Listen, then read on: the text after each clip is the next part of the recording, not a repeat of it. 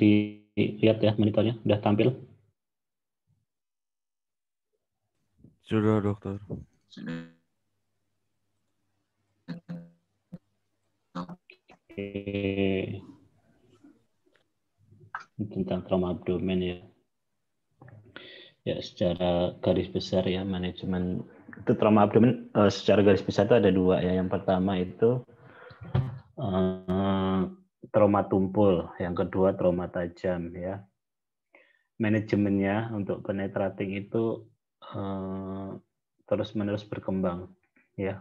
Begitupun dengan blunt abdominal atau trauma tumpul abdomen ya. Makin berkembangnya diagnostik ya, modalitas diagnostik seperti USG, CT scan, makin banyak dokter-dokter bedah yang melakukan tindakan konservatif dan selektif. Jadi selektif operasi antara yang mana yang membutuhkan tindakan emergensi, mana yang tidak ya.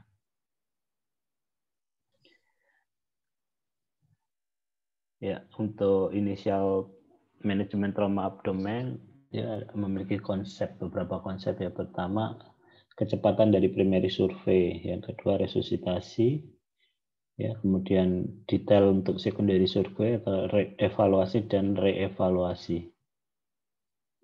Ya, primary survei ya seperti yang pernah kita sering bahas ya, universal approach to establish with the following priority ya. Jadi menurut prioritas yang pertama airway, manajemen airway ya.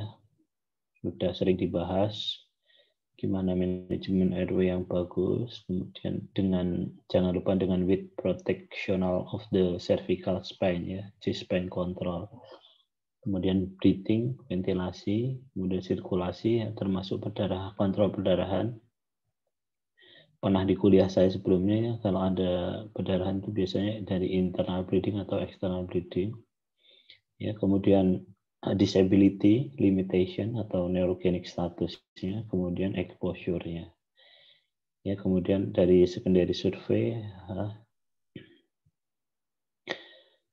dilakukan jika primary survey sudah dilakukan dan tidak didapatkan kelainan ya yang menyebabkan life threatening ya, yang mengancam nyawa. Jadi kalau primary survey ada yang mengancam ya kita belum melakukan secondary survey, kita atasi dulu primary survey-nya.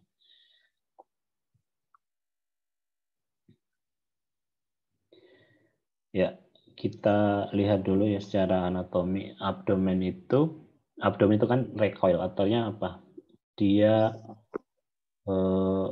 bukan suatu organ yang monoton ya, dia sifatnya kalau bernafas dia bisa lebih lebar lagi longganya ya kan, tergantung penapasan dari torakal atau penapasan abdominal ya. Kalau penapasan torakal kan pada saat inspirasi ya rongganya akan mengecil, di saat ekspirasi dia akan mengekspansi ya, lebih besar lagi ya. Di sini banyak yang rongganya itu dari, kita kalau bilang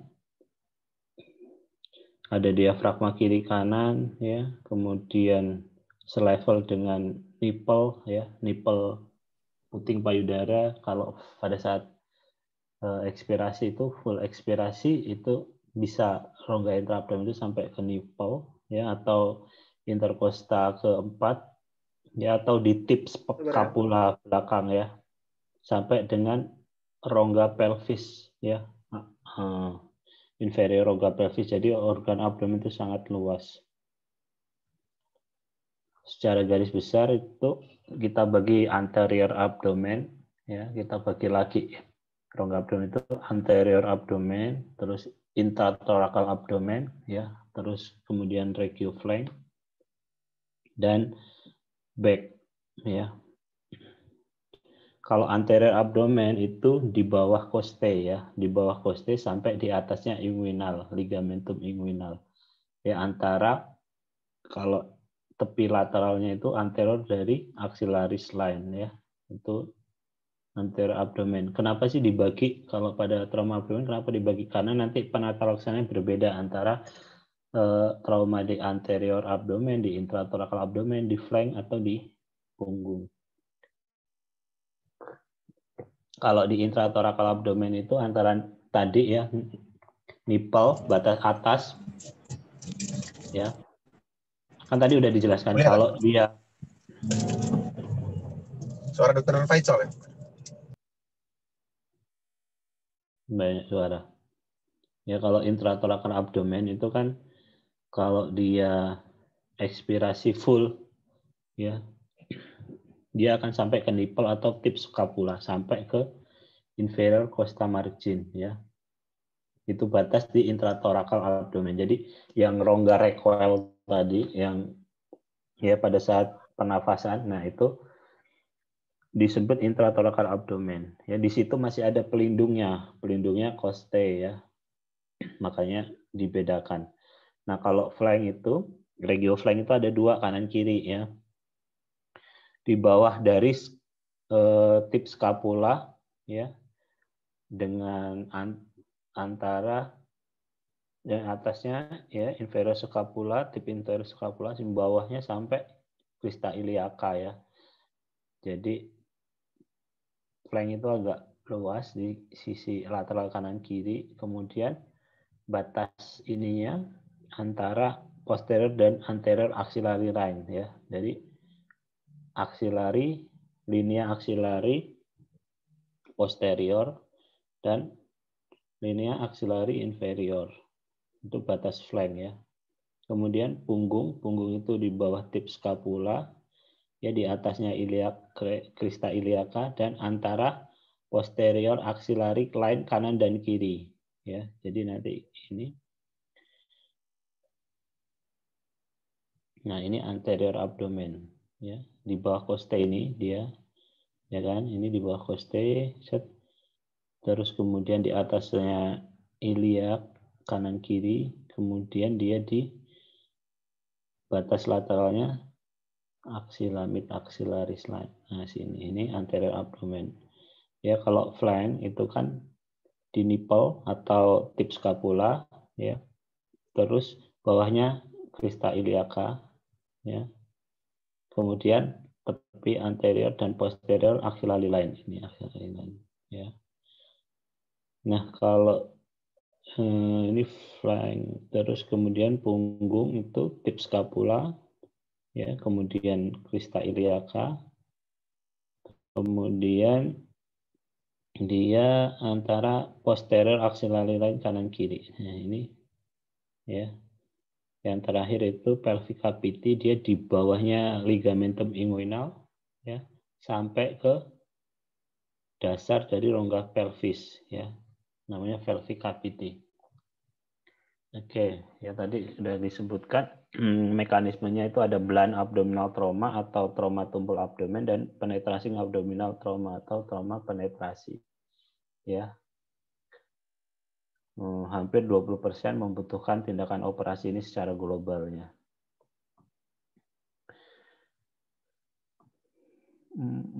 Mekanisme injurinya. Oke, kita harus melihat hemodinamik ya.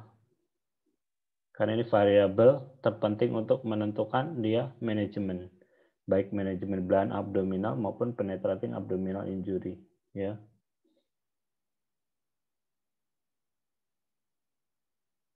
Ini penting juga kalau kita lihat luas lukanya ya, lebar lukanya, dalaman lukanya ya. Pada luka penetrasi ya, atau yang disebabkan oleh senjata ya, atau disebabkan oleh step bone ya, luka tusuk.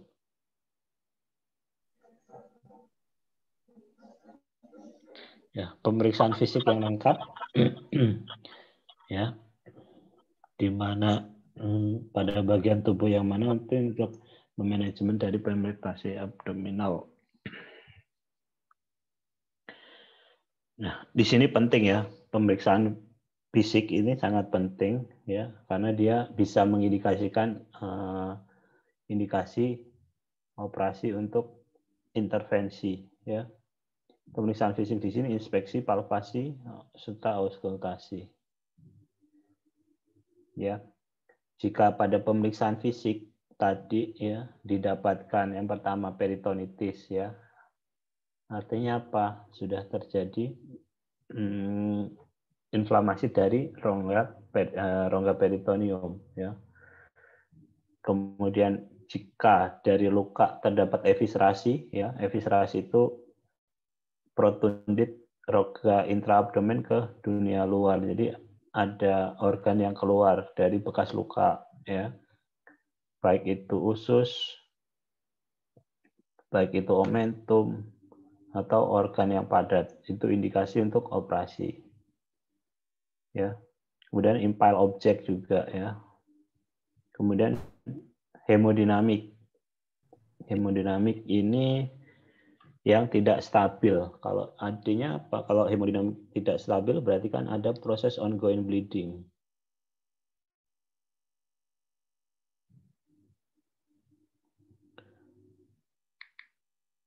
Ada proses ongoing bleeding. Nah, berarti kita perlu dilakukan surgical resuscitation ya.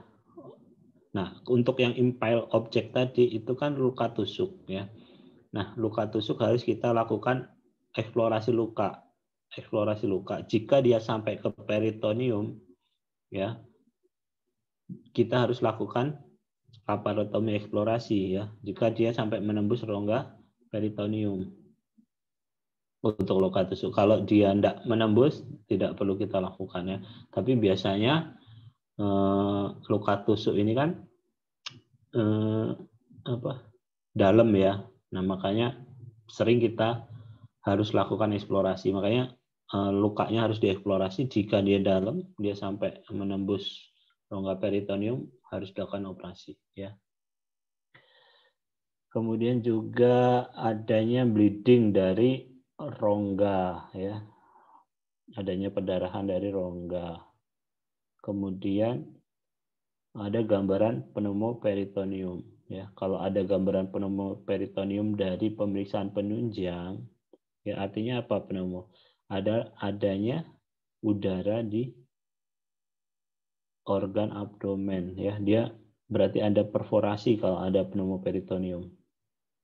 Ya, berarti kalau ada peritoneum dia peritonitis ya. Oke.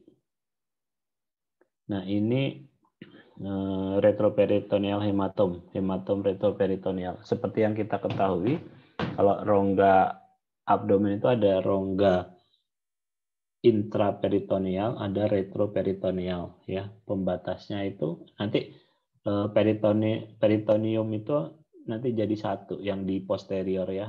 Dia akan membentuk namanya top ligamen.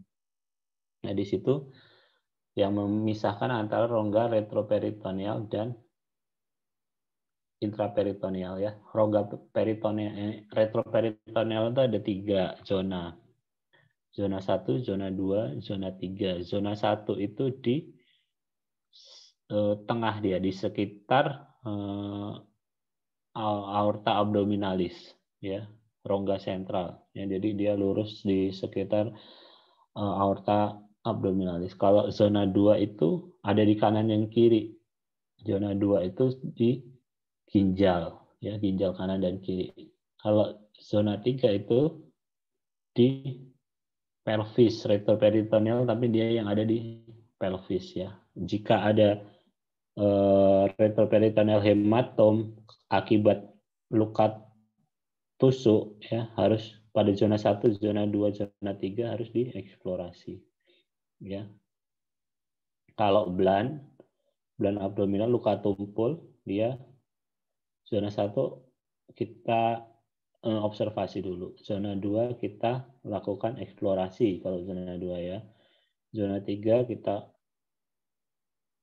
observasi ya. Nah, untuk manajemennya. Nah, kalau penetrating ya, luka tusuk di torakoabdominal. Jadi tadi kan rongga torakoabdominal. akibat luka tembak atau luka tusuk ya, sesuai dengan protokol ATLS juga sudah. Nah, ini hemodinamiknya gimana? Jika tidak stabil langsung dilakukan laparotomi. Ya, laparotomi boleh surgical laparotomi atau laparoskopik laparotomi atau cellulotomi ya. Kemudian jika dia stabil ya, kita lakukan diagnostik laparoskopik. Bisa juga kita lakukan pemeriksaan yang lain ya. CT scan abdomen itu juga bisa ya. Tapi yang paling golden standarnya kita lakukan diagnostik laparoskopik. Jika hasilnya positif itu ada tadi ada peritonitis, ada cedera usus ya, cedera hepar, cedera diafragma, itu dilakukan laparotomi. Kalau tidak ada, dilakukan observasi ya. Nah, jika luka tusuk di anterior abdomen ya, kalau sesuai protokol ATLS, hemodinamik stabil,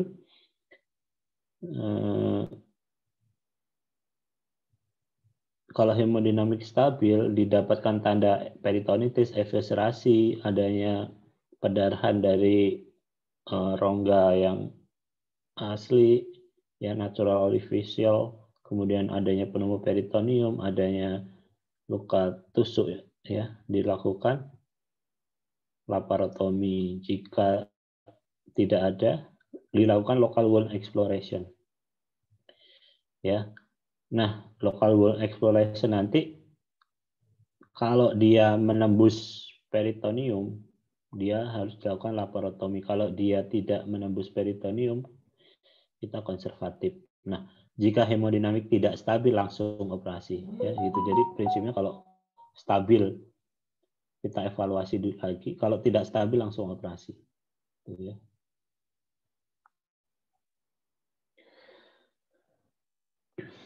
Nah, ini kalau dia luka tusuk di anterior abdomen ya, hemodinamik tidak stabil langsung operasi ya. Kalau hemodinamik stabil dia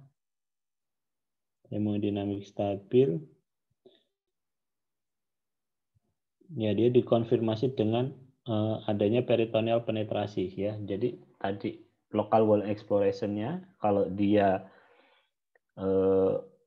sampai ke peritoneal operasi, kalau dia nggak sampai peritoneal observasi ya. Nah, kalau di punggung atau di flank ini beda ya. Kalau hemodinamik tidak stabil ya, hemodinamik stabil yes, ini kalau tidak stabil langsung operasi.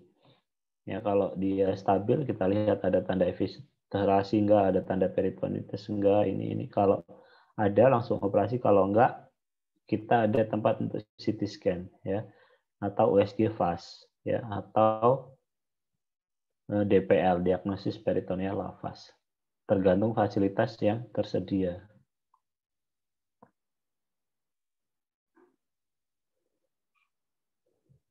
Oke.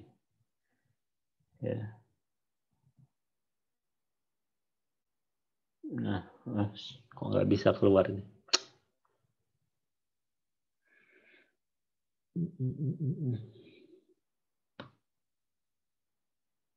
Nah, kalau penetrasi abdominal wound, ini lanjutan tadi ya, lanjutan anterior abdomen. Kalau luka tusuk sama, kalau tidak stabil, setiap tidak stabil itu operasi. Kalau stabil ada tanda peritonitis dan lain sebagainya, operasi. Kalau tidak bisa diagnostik dulu.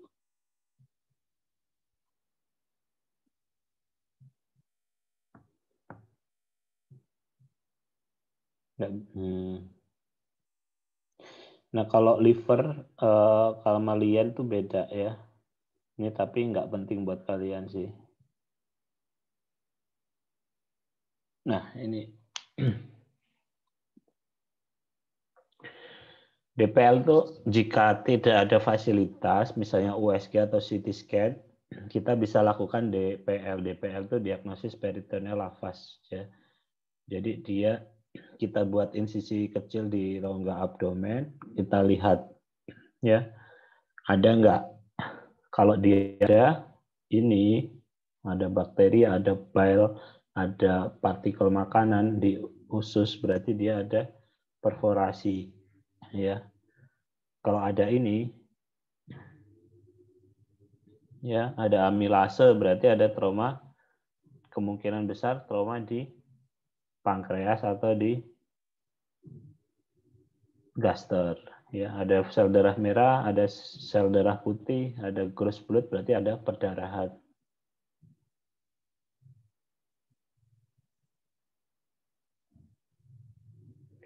Nah, untuk FAS ya, kan tadi selain DPL itu diagnosis peritoneal FAS, kita juga ada pemeriksaan penunjangnya untuk blunt abdominal trauma atau penetrating abdominal trauma ya. Nah, untuk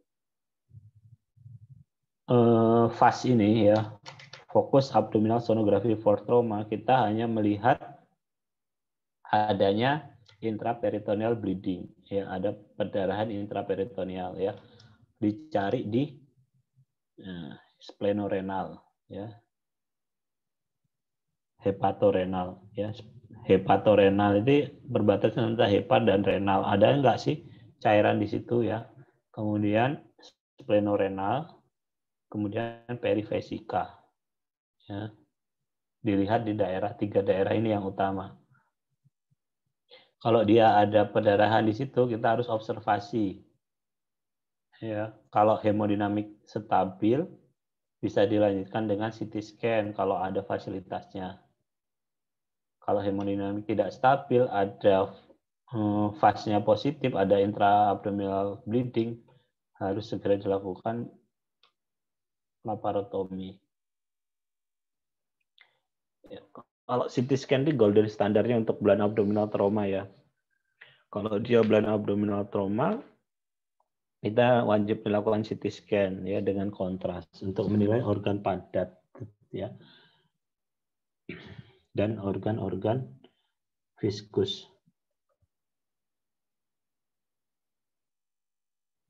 Ini derajat dari spleen injury ya. Kapan dilakukan operasi? Kalau hemodinamik dia tidak stabil atau transient respon. Kemarin kan sudah dibahas ya transient respon ya. Kalau rapid respon gimana dok? Kalau rapid respon observasi dulu ya.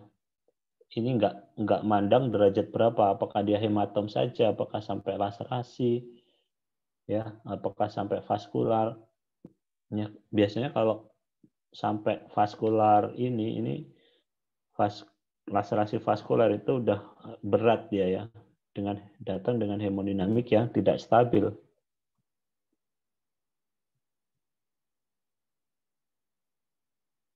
Nah ini, small bowel ya, usus kecil. Kalau ada ini derajat dari injury menurut AST ya.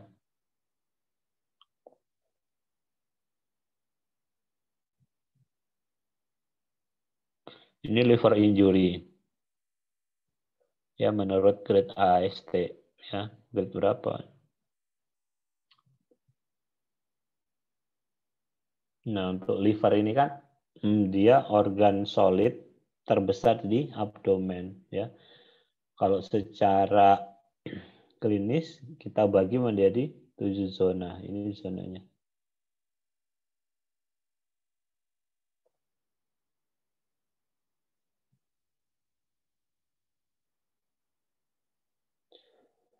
Nah, pada trauma tumpul abdomen hati-hati ya, jika ada jejas di perut kanan atas ya. Kenapa? Karena di situ organ paling padat solid adalah liver.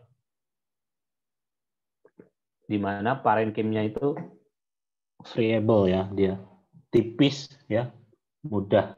Dia terfiksasi oleh ligamen ya dan tulang belakang.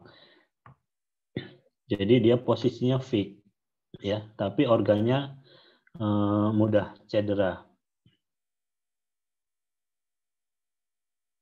lobus kanannya lebih besar dan ditutupi oleh koste ya. Pada anak-anak, hati-hati pada mobilitas komplikasi komplain dari koste ya. Dia bisa lebih lebih kan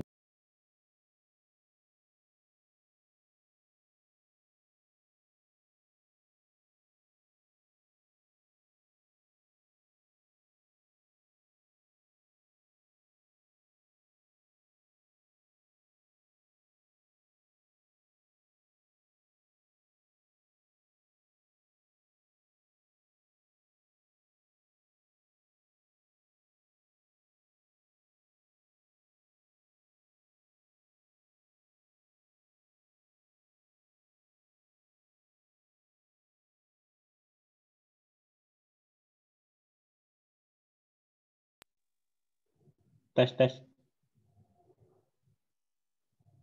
Dek, Iya dok. mati ya tadi ya. Iya dok. Ke mute dok tadi dok. Aduh, sorry sekali ya.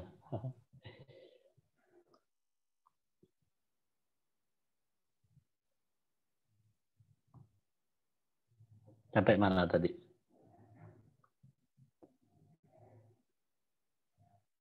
Ini udah ya. Oke.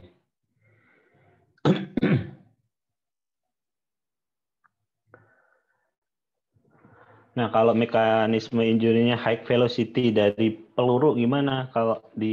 Kalau peluru dia pastikan dia nembus rongga peritoneum. Ya.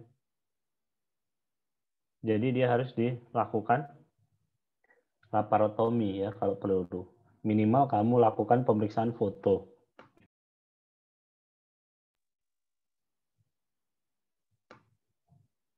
Terus kalau penetrating low kekuatannya yang rendah seperti step 1 percutaneous biopsi, kolangiografi, biliary drainase, capsular disc, hematom, biliary, arteriobiliar fistula juga salah satu dari mekanisme injurinya.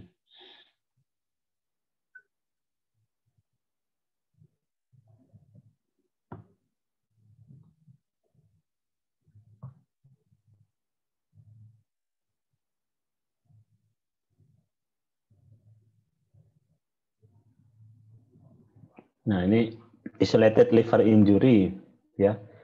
Biasanya kurang lebih 50% dari pasien, berarti kan sangat banyak ya pada kasus-kasus trauma abdomen. Trauma tumpul 45% bisa di lien ya. Jadi 50% trauma liver injury, 45%. Ini untuk rongga padatnya. Ini biasanya jika ada fraktur koste ya yang di bawah ya, tadi aku bilang di bawah di koste 678 kanan ya, biasanya 33% disertai dengan liver injury.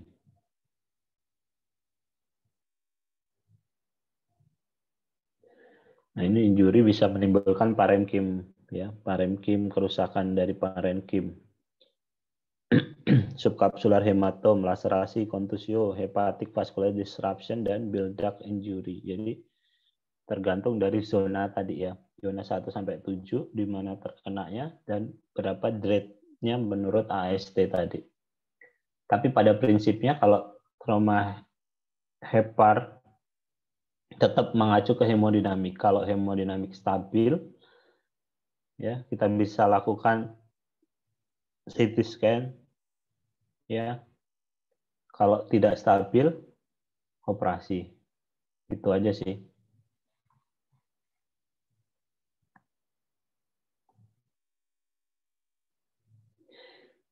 Nah, ini kalau anak-anak ya dan dewasa itu kalau injurinya ringan biasanya akan mengalami perbaikan 3 bulan, kalau moderat 6 bulan, kalau injury yang berat bisa sampai 9-15 bulan.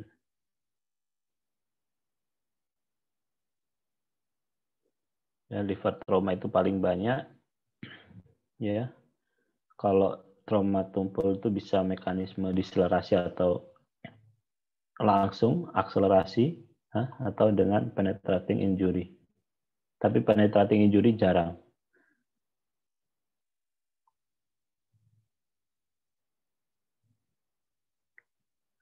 Tadi udah dibahas kalau grade-nya berdasarkan AST. AST itu American Association for Surgery of Trauma ya. Kan grade 1. Nah, tadi udah banyak banget tadi udah dibahas, ada LIEN injury grade AST berapa, small bowel injury AST-nya 1 sampai 5. Ini kalau liver 1 sampai 6. Kalau grade 1, grade 2 pada trauma liver itu ya kemungkinan operasinya kecil, ya injurinya minor, ya 80 sampai 90% itu paling banyak. Ya. Kemudian kalau grade 3, 4, 5 itu bisa menimbulkan sesuatu yang berat dan membutuhkan intervensi operasi. Nah, kalau grade 6 biasanya datang udah ini ya, datang ke kita udah nggak ada.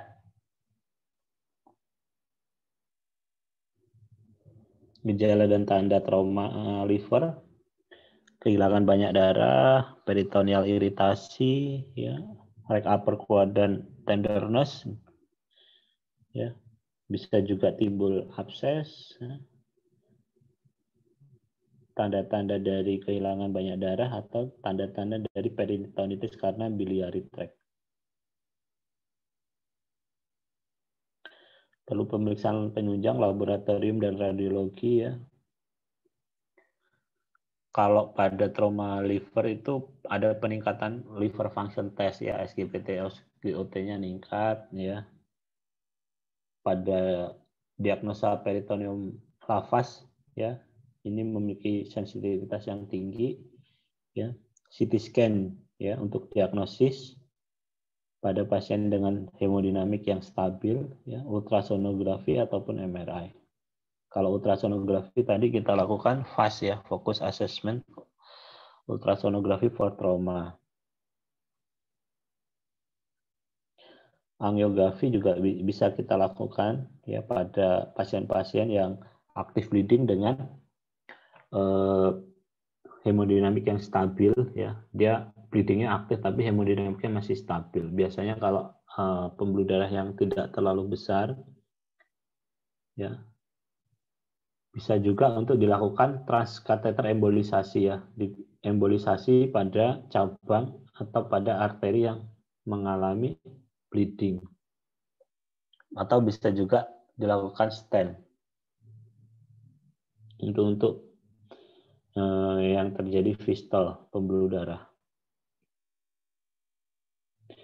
Ya, ini subcapsular hematom kurang dari 1 cm pada superficial laserasi di ya, jadi ada gambaran subcapsular hematom ini pada CT scan ya.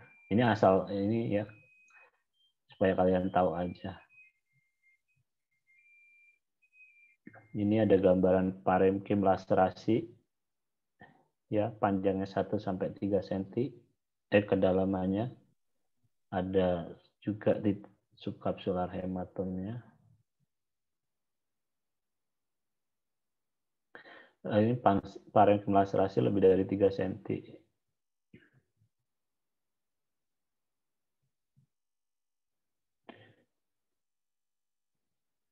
Ini lebih dari 10 cm. Ada destruksi dari lobus. Biasanya kalau udah kayak gini udah hemodinamik nggak stabil. Kalau sudah global destruction atau devaskularisasi ini biasanya jarang yang sampai ke rumah sakit ya. Biasanya meninggal di perjalanan atau meninggal di tempat.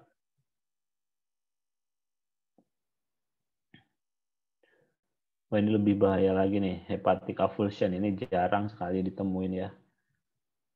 Udah lepas heparnya.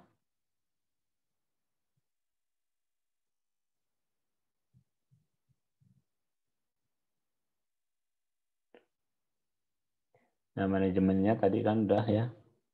Sesuai dengan primary survey, secondary survey. Kemudian jika hemodinamik stabil, ya, assessment dengan pemeriksaan penunjang. Kalau tidak stabil langsung operasi. Ini tadi juga udah dibahas. Assessmentnya bisa dengan USG, CT scan, laparoskopi. Ini non operatifnya.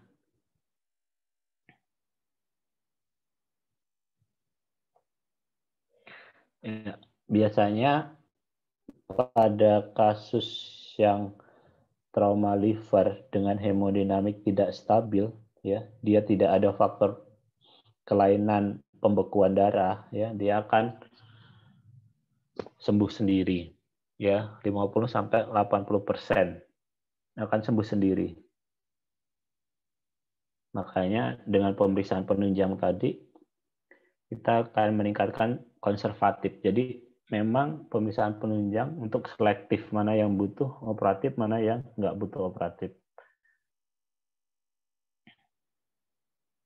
Kriteria non operatifnya yang pertama hemodinamik stabil, ya, tidak ada gas di rongga peritoneum, CT scan-nya ditemukannya baik, ya, radiologisnya, ya, udah expert radiologis, ya.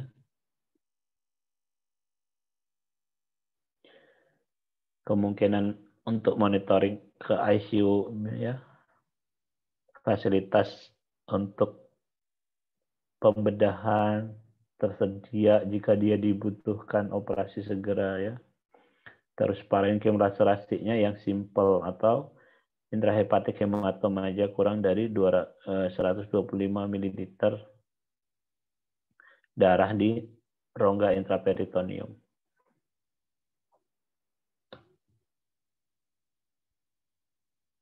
Kemudian tidak ada kerusakan signifikan dari intraabdominal injury.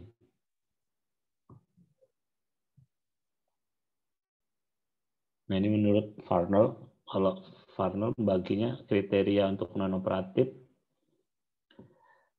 perdarahan intraabdomen kurang dari 250 cc, ya, kemudian CT scan, ya, subkapsular hematom atau intraparenchyma hematom, ya, unilobular fracture, ya, absen atau devitalisasi jaringan, kemudian tidak adanya intraabdomen injury lain, ya, atau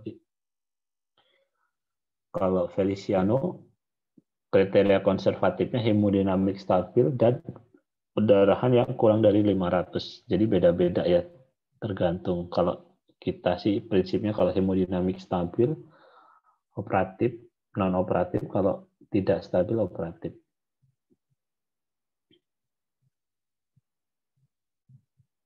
Nggak bisa jalan ya. Oke.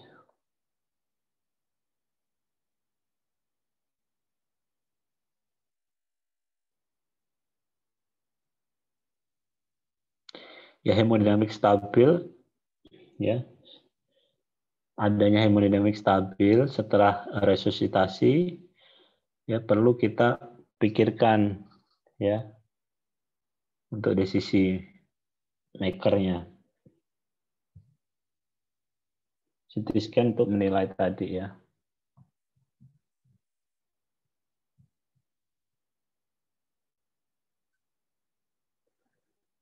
Ini masih kriteria non operatif. Kalau operasi manajemen operasi nggak perlu ini sih ya. Yang penting di sini kalian resusitasi cairannya. Ya. Resusitasi cairannya gimana? Kemarin udah dibahas kalau anak-anak 20 cc per kilogram berat badan. Kalau dewasa kita memberikan 1000 cc. Ya, kemudian dinilai hemodinamik lagi. Nanti ada 3 respon, rapid respon, transient respon atau No respond.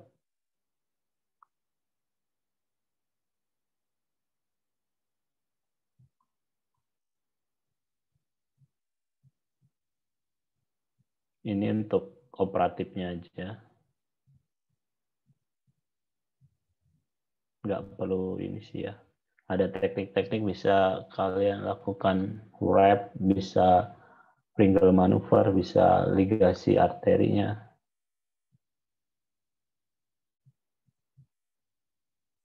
Oke, ada yang mau ini?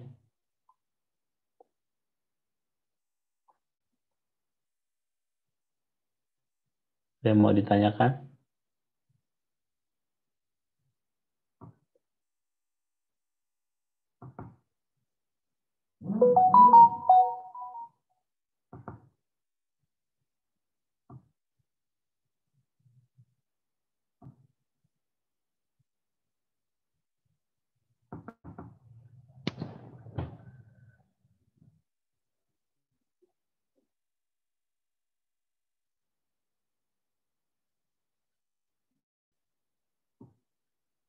Tes, Dek.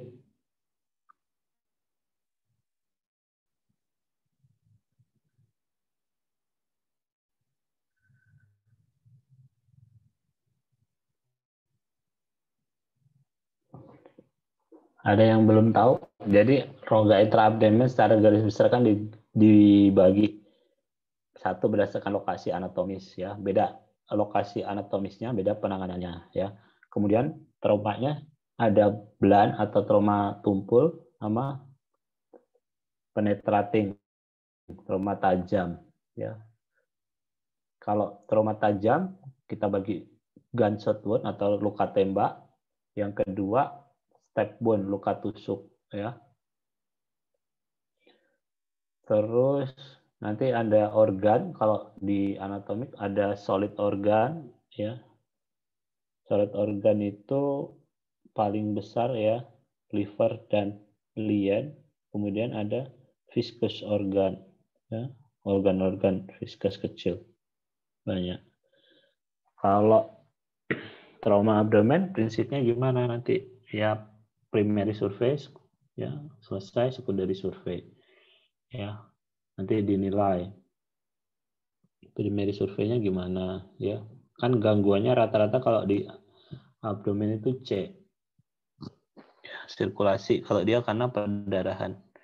Kalau dia karena peritonitis, beda karena eviscerasi, beda ya karena ada dia darah pada orificial ya.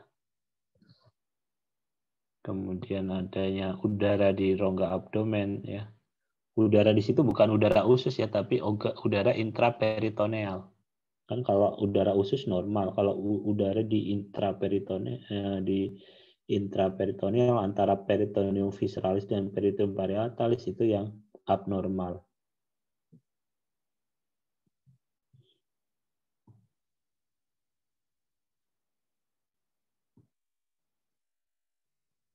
Ada yang mau ditanyakan, Dek?